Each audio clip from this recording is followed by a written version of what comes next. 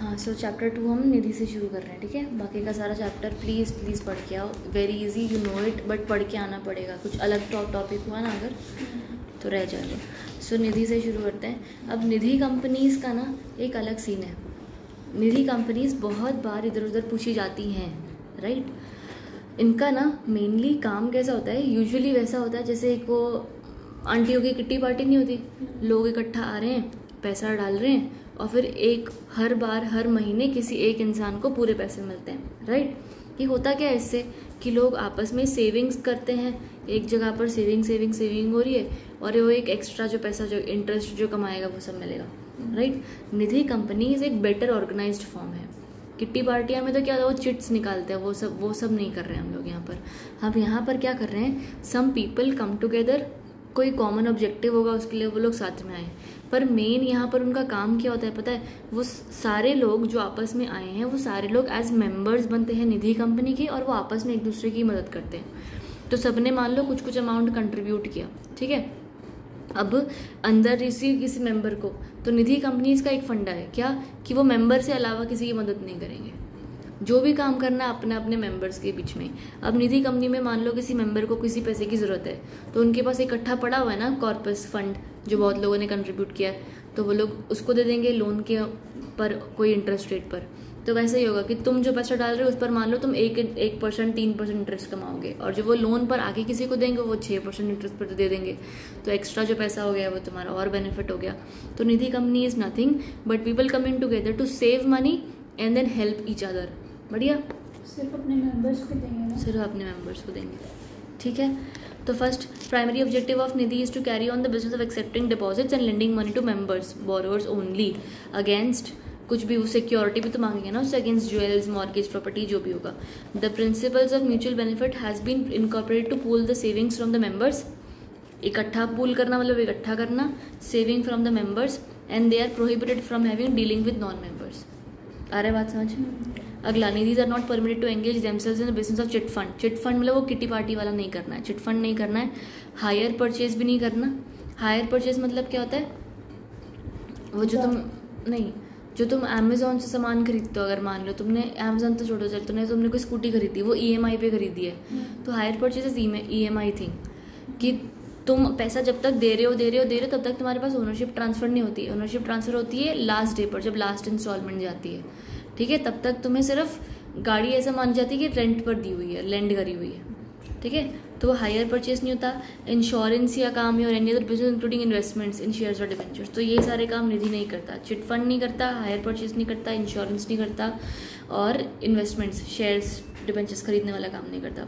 These Nidhis do their business only with the members, such members are only individuals, ठीक है। कोई जैसे companies में नहीं होता, कहाँ ध्यान दे रहा, एक बॉडी कॉर्पोरेट दूसरी बॉडी कॉर्पोरेट का मेंबर बनता है, ऐसा नहीं होता, ठीक है। अगला, निधि कंपनीज में डेफिनेशन दी हुई है अभी वाली। Nidhi means a company which has been incorporated as a Nidhi with the object of cultivating the habit of thrift and saving among its members only, है ना। आपस में सेविंग्स करने का और एक दूसरे की मदद करने का वो बढ़ा रहे हैं, हैबिट बढ़ा रहे हैं। And lending to its members only for the mutual benefit which complies with the rules of the government. बढ़िया, क्लैरिटी है। उसके अलावा कुछ है काम का इधर नहीं, रहने दो। आ गया जो characteristics. Nidhi company incorporate as a public company. Nidhi एक पब्लिक कंपनी की तरह इनकॉर्पोरेट होती है और उसके लास्ट वर्ड्स निधि लिमिटेड होते हैं। Every Nidhi company shall within a period of 120 days from the date of incorporation file an application NDH 4। जैसे ही आप इनकॉर्पोरेट हुए, आप 120 डेज़ के अंदर अंदर एक एप्लीकेशन फाइल करोगे NDH 4 में, जिसमें लिखा होगा कि नॉट लेस देन 200 मेंबर्स और नेट ऑन फंड्स 20 लाख आपका है, ठीक है। मिनिमम 200 मेंबर होना चाहिए आपको अगर निधि कंपनी बनना है तो, मिनिमम, ठीक है। और आपका नेट ऑन फंड्स का मतलब क्या होता है, क्या आपका है प्लस क्या आपका किसी को देना है। एसेट माइनस लाइबिलिटीज एक तरीके से, ठीक है। एसेट माइनस लाइबिलिटी भी नहीं बोलते हैं, कैपिटल होता है वैसे, capital minus the amount you have to pay. तो net on funds usually is paid up capital, जो भी आपका है कैपिटल माइनस कोई लॉसेस, ठीक है। नेट ऑन फंड्स होते हैं आपके पूरे टोटल फंड्स में से जो देना है वो वाला निकाल दो। तो ये हो गया। फॉर्मूला इसका है, अगर तुम्हें लिखना है तो लिख लेना कभी, छोड़। Share capital and allotment. Every Nidhi shall issue fully paid equity shares of the nominal value of not less than 10 rupees each. अगर आप निधि कंपनी बनाते हो तब अपने शेयर होल्डर्स को कम से कम 10 रुपये वाली वैल्यू वाले शेयर्स दोगे, ठीक है। शेयर का वैल्यू 10 से नीचे नहीं होना चाहिए। वो और कंपनीज में इन्वेस्ट नहीं करेंगे आपको, लेकिन मेंबर बनाने के लिए तो आपस में इक्विटी तो करोगे ना। मतलब अगर मैं एक कंपनी तो मैं दूसरी कंपनी के शेयर्स खरीद सकती हूँ ना, निधि कंपनी दूसरी कंपनी के शेयर्स नहीं खरीद सकती, ठीक है। पर मेंबर बनाने के लिए वो एक दूसरे को क्या कहते हैं, वो मेंबर बना सकती है, right. So now no service charge shall be levied on issue of shares. Service charge एक होता है वो नहीं लगेगा। और every Nidhi shall allot to each deposit holder at least minimum 10 equity shares और shares equal to 100 rupees.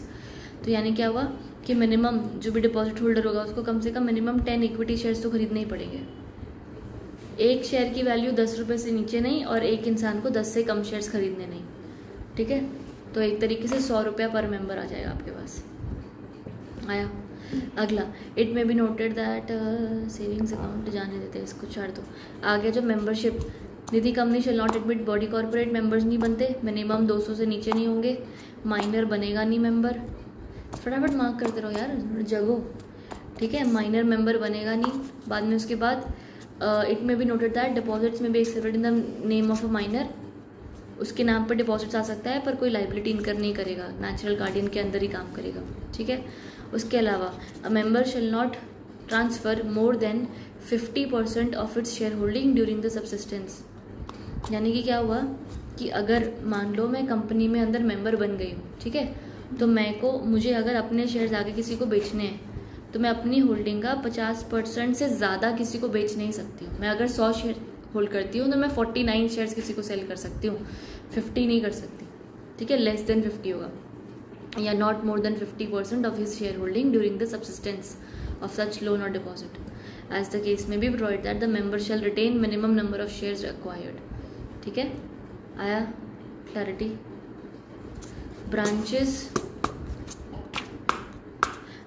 Of Nidhi company. Nidhi company में open branches. अब निधि कंपनी को ना ब्रांचेस में थोड़ा सा दिक्कत है कि वो नहीं चाहते कि ज़्यादा इधर उधर हो। क्यों? क्योंकि फिर वो ऐसा नहीं, वो हेरा फेरी जैसा ना सिस्टम हो जाए, ऐसे 21 दिन में पैसा डबल वाला घपला हो रहा है, सब कुछ हो रहा है, पैसा डालो ये वो।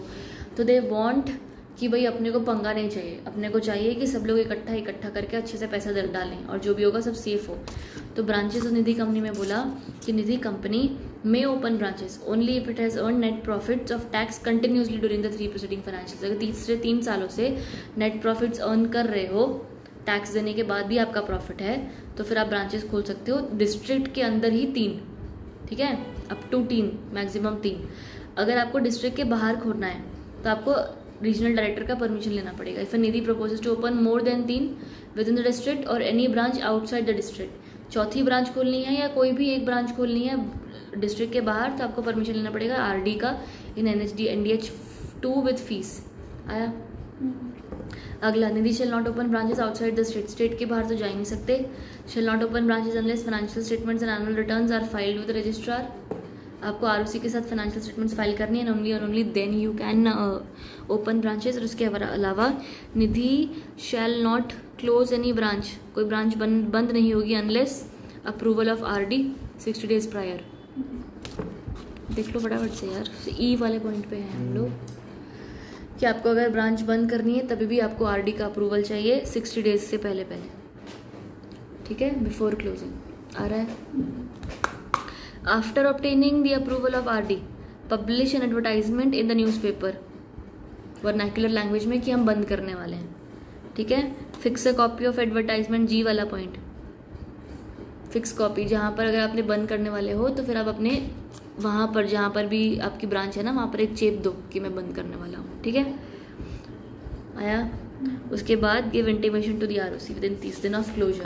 क्लोज करने के बाद आरओसी को बता दिया। आ रहा है। Acceptance of deposit.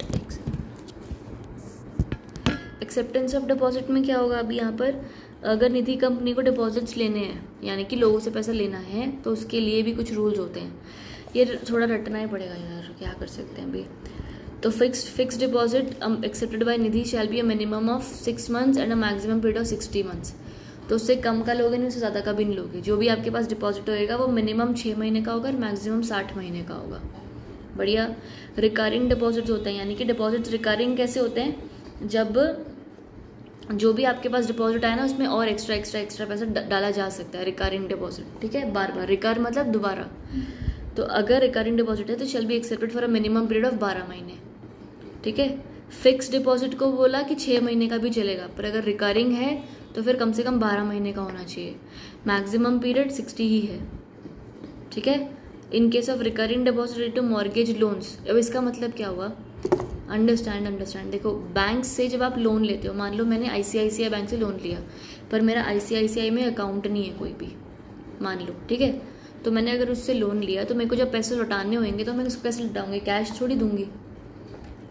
क्या तरीका होगा, क्या नहीं होगा। तो जब आप कोई बैंक से लोन लेते हो ना, तो आपको बैंक भी सारा पैसा कैश थोड़ी देती है। क्या होता है, आपके उस बैंक में एक अकाउंट बनता है। जब आप किसी बैंक से लोन लेते हो, उस बैंक में आपका अकाउंट बनता है और आपके उस बैंक के उस अकाउंट में पैसा आता रहता है, जो आप धीरे धीरे निकालते रहते हो, राइट। तो अगर यहाँ पर बोला हुआ है कि अगर आपका कोई डिपॉजिट वाला अकाउंट ऐसा है जो किसी लोन से फिक्स्ड है, तो लोन का पीरियड भी तो चाहिए ना। आया बात समझ। वैसे 60 मंथ्स होती है, पर अगर वो कोई लोन अकाउंट से फिक्स्ड है तो फिर लोन का पीरियड होगा। आया, क्लैरिटी है। The maximum balance in the savings deposit account at any given time qualifying for interest not exceed 1 lakh rupees. Maximum amount आपके अकाउंट में 1 लाख से ऊपर नहीं होगा और इंटरेस्ट आपको 2% पर ऊपर नहीं मिलेगा। आया, कैसे तो रो रहा है, आवाज़ ही नहीं आ रही खाली। Interest as prescribed by RBI। कितना समझना भी नहीं है कुछ, खाली जो है वो मार्क करते करते आगे बढ़ जाओ ना। हाँ, पढ़ना ही है बस, समझने जैसा भी कुछ नहीं है इसके अंदर कि मैं समझाऊँ तुमको होए कि इतना ही अभी बोल लेगी। मैं जो बोल रही हूँ वो बस मार्क करते करते आगे बढ़ जाओ ना, फटाफट खत्म। जो चैप्टर ज़्यादा अच्छा नहीं लगता वो ज़्यादा जल्दी ख़त्म करना चाहिए। ये क्या तो कल दोबारा करना पड़ेगा, सोच के देखो इसको। Unencumbered term deposit. Unencumbered term deposit माने, अनएनकम्बर्ड मतलब फ्री फ्रॉम चार्ज, उस पर किसी का कोई चार्ज नहीं है। अगर मेरा घर अनएनकम्बर्ड है, मतलब मैंने इसको कहीं पर गिरवी नहीं रखा, कुछ कहीं पर भी ऐसा नहीं, ठीक।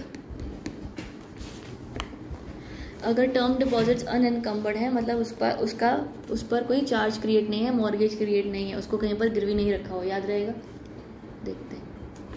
अगर ये याद नहीं रहा तो ऐसा कुछ, ऐसा नहीं, ऐसा पेंसिल पकड़ी है, ऐसा लिख लें अगर थोड़ा सा तो। हाँ, तो लिख ले, जब आएगा तब देख लेना। इधर उधर लिख ले, नोट्स में लिख ले, कागज पे लिख ले, हाथ पे लिख ले, लिख तो ले। ऐसे तो नहीं हो पाएगी पढ़ाई यार, बहुत बोर हो जाओगे बहुत। ये किताब बोरिंग है, मैं तुम्हें कल भी बोलने वाली थी, मैं तुम्हें कल भी नहीं बोलना था कि ये किताब बोरिंग है, मैं उसका कुछ नहीं कर सकती। ये वाली किताब बाकी तीनों किताब में सबसे ज़्यादा बोरिंग है।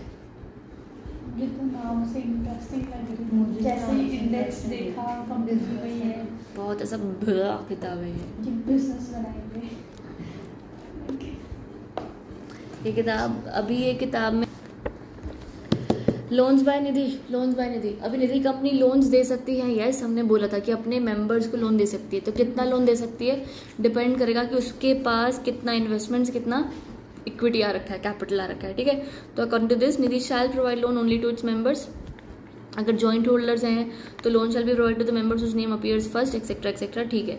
तो कितना, subject to the following limits, namely पहला 2 लाख रुपए तक का, where the total amount of deposits of such Nidhi from its members is less than 2 crore रुपया।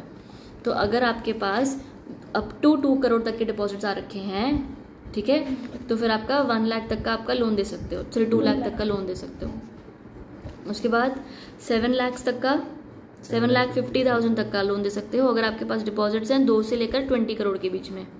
सिर्फ मार्क करना है। 12 लाख अगर अप टू 20 से लेकर 50 है, और 15 अगर 50 अबव है, ठीक है। क्लैरिटी। अगला, where a Nidhi has not made profits continuously in the preceding 3 years it shall not make any fresh loans. आया। A member shall not be eligible for any further loan if he has borrowed any earlier loan from Nidhi and has defaulted the payment. उसके बाद तुम्हारा है rate of interest. लिख लो 7.5 लिखो, क्या ही लिखोगे तुम, यहाँ पे लिखा हुआ है जो भी तुम्हारा रेट ऑफ इंटरेस्ट चार्ज होगा shall not be more than ये जो exceed 7.5% of the above the highest rate offered by deposits by the Nidhi and shall calculate on the reducing balance method। मतलब क्या हुआ कि आप जो लोन पे चार्ज करोगे ना वो डिपॉजिट्स यानी कि जो आप इंटरेस्ट देते हो उससे 7.5% तक का ही ऊपर हो सकता है। जैसे अगर तुमने बैंक में पैसा डाला तो तुम्हें 2% का इंटरेस्ट मिल रहा है उस पर, और बैंक से तुमने लोन लिया तो उस पर 15% का इंटरेस्ट वो लोग चार्ज कर रहे हैं। तो निधि के लिए भी यही बोला कि जितना भी आप लोन नहीं डिपॉजिट पर इंटरेस्ट दे रहे हो उस पर का 7.5% तक का प्लस हो सकता है, उससे ऊपर नहीं जा सकता। ठीक है, आया समझ? बढ़िया। एक ये चीज़ बोली उन्होंने, बोला बाकी रिड्यूसिंग बैलेंस मेथड, यानी कि मान लो मैंने तुमसे 100 रुपये का लोन लिया है तो 100 पर तुमने मेरे पर 6% का इंटरेस्ट लगाया, मैंने तुमसे में से 100 में से 10 रुपये वापस कर दिए, फिर 90 पर तुम इंटरेस्ट लगाओगे। जितना जितना देते जाओगी उतने कम कम पर लगेगा, ऐसा नहीं हर बार 100 पर ही लगेगा। आया? डायरेक्टर्स इन निधि कुछ नहीं, director shall be member of the Nidhi, mandatory है। ठीक है, निधि वैसे ही किसी बाहर वाले बंदे से काम नहीं करती या बात नहीं करती, तो डायरेक्टर भी मेंबर्स ही होंगे। तो director of Nidhi shall hold office for a term up to 10 साल on the board of Nidhi. ठीक है, तो इनका पॉइंट क्या है कि 10 साल काम करेंगे, फिर 2 साल का गैप होगा, फिर 10 साल बाद वापस फिर आ जाएंगे वापस 2 साल बाद। तो Nidhi shall be eligible for reappointment only after the expiration of 2 years of ceasing the director. ठीक है, तो 10 years, फिर 2 years गैप, फिर 10 years चल जाएगा, वापस आ जाओ। 2 साल तक तुम निधि के साथ एसोसिएटेड नहीं रहोगे। आया समझ? ठीक है, क्लैरिटी। सेक्शन 8 कंपनी, अभी सेक्शन 8 कंपनी कौन सी होती है? नॉन प्रॉफिट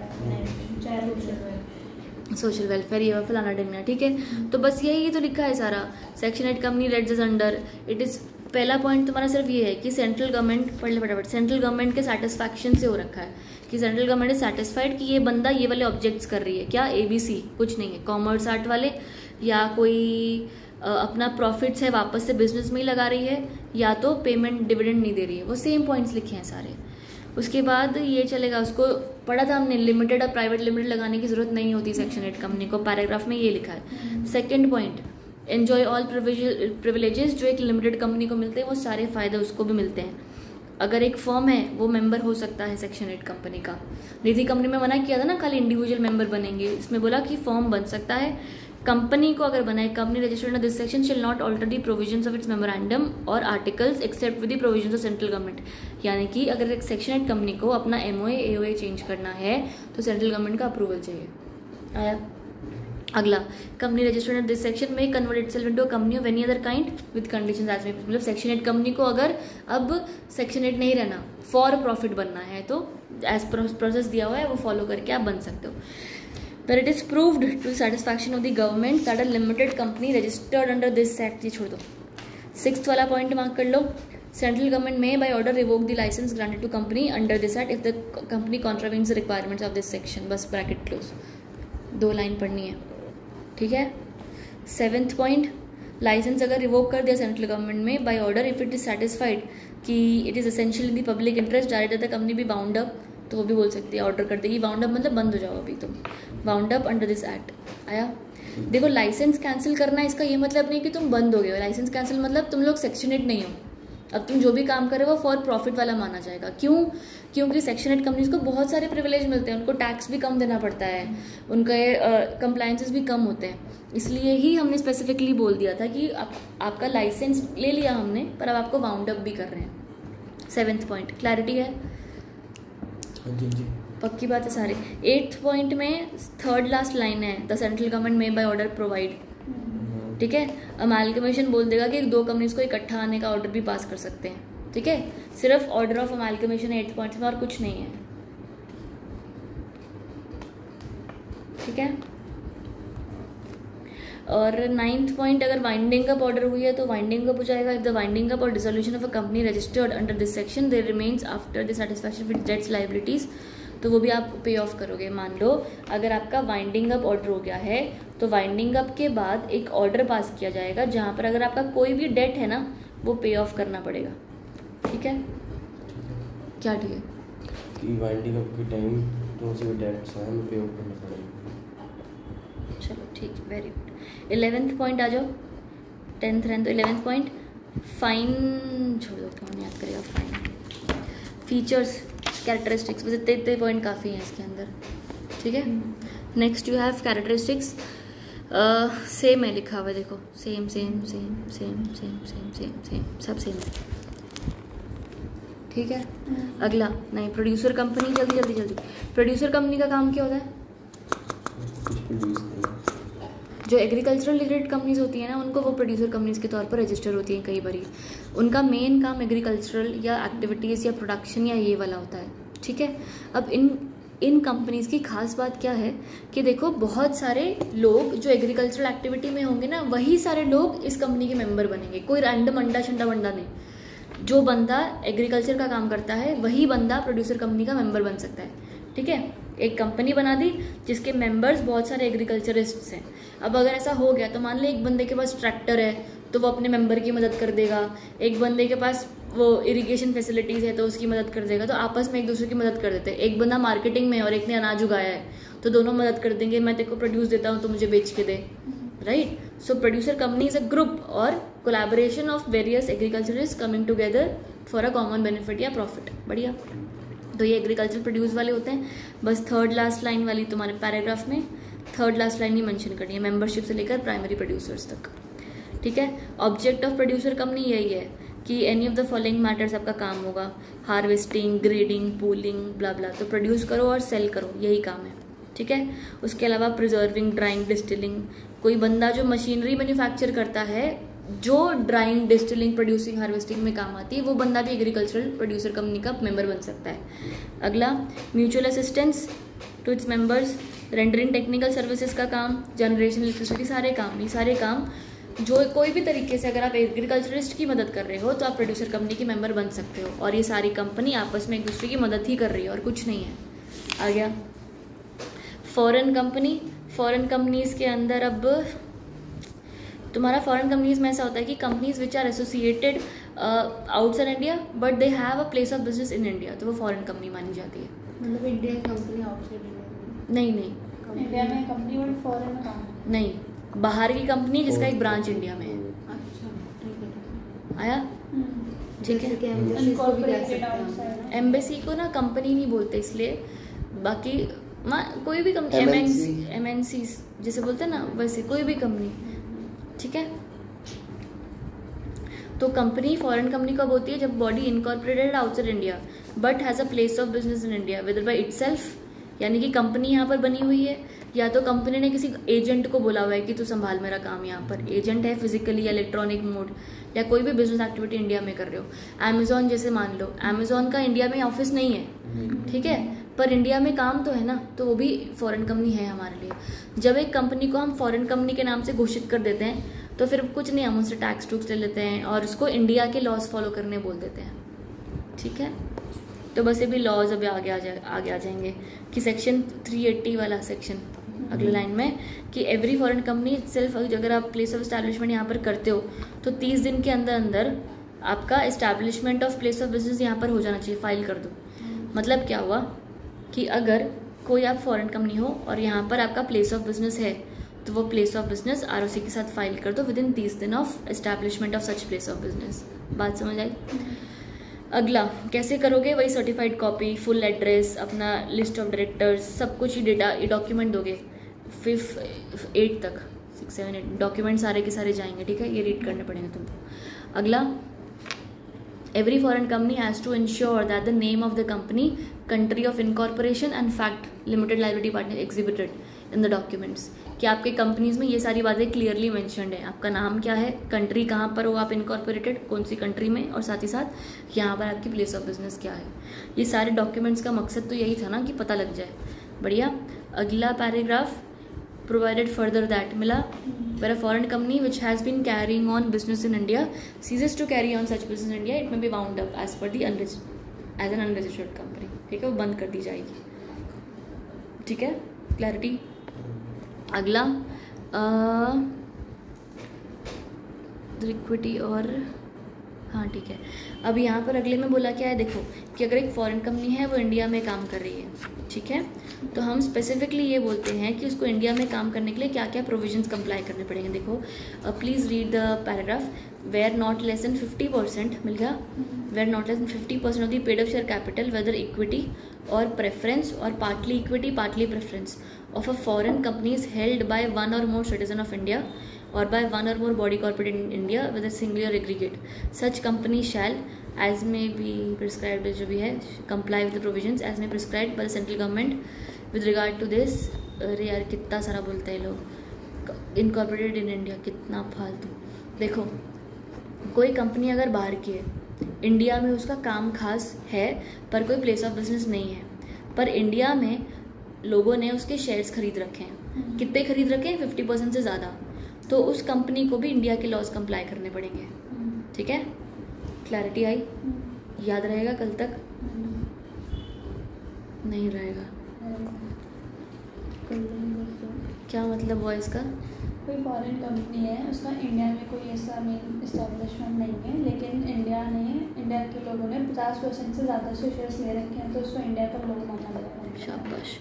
अगला 381 requires a foreign company to maintain books of accounts and file a copy of balance sheet and profit and loss account with the ROC every calendar year। देखो financial नहीं लिखा है, calendar year लिखा है।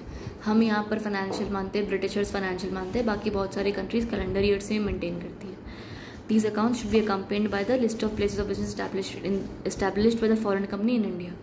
जो आप financial statements, books of accounts जो ROC के साथ फाइल करोगे वो कैलेंडर ईयर में होंगी, आरओसी के साथ होंगी, हर साल करोगे, साथ ही साथ लिखोगे कि इंडिया में कहाँ कहाँ आपका प्लेस ऑफ बिजनेस है।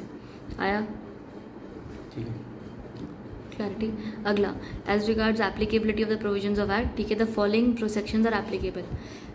कंपनीज एक्ट के कौन से सेक्शंस आपको भी एप्लीकेबल होंगे? पहला डिबेंचर्स वाले, जो भी डिबेंचर वाला सेक्शन होगा वो आपका एप्लीकेबल होगा। अब सेक्शन तो हमें याद नहीं होने वाला, तो सिर्फ आपको वहीं से करना है। डिबेंचर्स वाले sections shall be applicable to foreign company. फिर फाइलिंग ऑफ एनुअल रिटर्न वाले सेक्शंस सेम एप्लीकेबल होंगे फॉरेन कंपनी को, ठीक है। उसके बाद तुम्हारा CSR वाले एप्लीकेशन होंगे, 135 सेक्शन जो लिखा हुआ है। आया अब तक? डिबेंचर्स के सारे सेक्शन एप्लीकेबल, फॉरेन कंपनी के एनुअल रिटर्न के सारे section applicable, 135 applicable, books of accounts के एप्लीकेबल हो जाएंगे। देखो 128 सेक्शन में लिखा हुआ है कि जो भी आपको बुक्स ऑफ अकाउंट्स मेंटेन करने पड़ती है उसका एक तरीका है, आप हर साल मेंटेन करते हो। जैसे हम नहीं पढ़ रहे थे पीछे मिनट्स कितने टाइम तक परमानेंटली प्रिजर्व करने होते हैं, फाइनेंशियल स्टेटमेंट्स 8 साल, तो ये क्या है, बुक्स ऑफ अकाउंट्स के रूल्स है ना, तो इनको भी मानने पड़ेंगे वो। उसके अलावा रजिस्ट्रेशन ऑफ चार्जेस एक चैप्टर हम पढ़ेंगे चार्जेस का, वो भी मेंटेन करना पड़ता है, ठीक है। तो सेक्शन बोल रही हूँ, हमें फॉरेन कंपनी का ध्यान रखो कि फॉरेन कंपनी अगर इंडिया के रूल्स फॉलो कर रही तो मेन कौन से होंगे? Debentures, annual returns, corporate social responsibilities and books of accounts, ठीक है।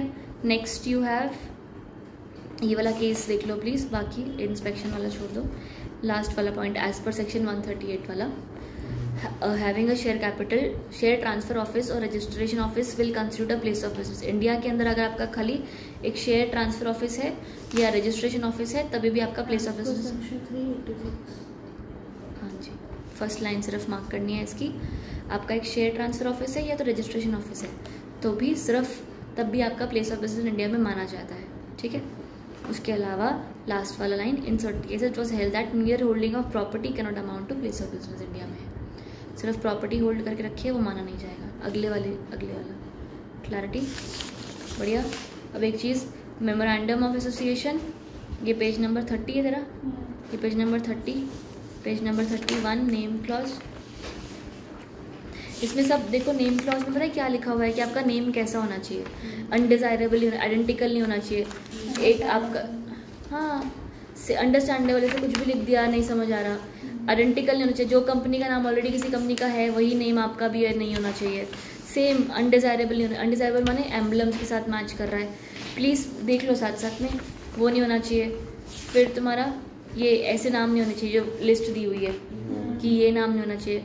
प्रिकॉशंस क्या रखते हैं वो सेम होगा कि रॉन्ग कैटेगरी वाला नहीं होना चाहिए, सेम तरीका, रिस्ट्रिक्शन अनडिजायरेबल दोबारा ये दिया हुआ है। फिर रिजर्वेशन ऑफ नेम, आपका रिजर्व करवाते हो नाम आप 20 दिन के लिए रिजर्व होता है डॉक्यूमेंट्स देने के बाद। कॉमन रीजन फॉर रिजेक्शन है वो सेम हो गया दोबारा, ठीक है। सिचुएशन क्लॉज आगे आ जाएगा, यहाँ तक पढ़ के आओगे तुम। नेम क्लॉज सारा का सारा हो जाना चाहिए। एक मैं भी मार्क कर देती हूँ। 30 रुक जाओ, 30 से लेकर 36 और 21 तक। वो तो पढ़ा ही दिया मैंने। स्टार्टिंग वाला दिया। अच्छा हाँ वो भी है। प्राइवेट है। हाँ तो कोई छुट्टी है, छुट्टी है ना, छुट्टी है। ले लो एक दिन तुम, नहीं तो मंडे को फिर ज़्यादा हालत खराब हो जाएगी। कल का दिन रख लो, मंडे छुट्टी कर दो। ठीक है, एक ये हो गया ऑब्जेक्ट क्लॉज। रुको एक मिनट, और ये मैं पढ़ाऊँगी। पेज नंबर 40 पर आओ।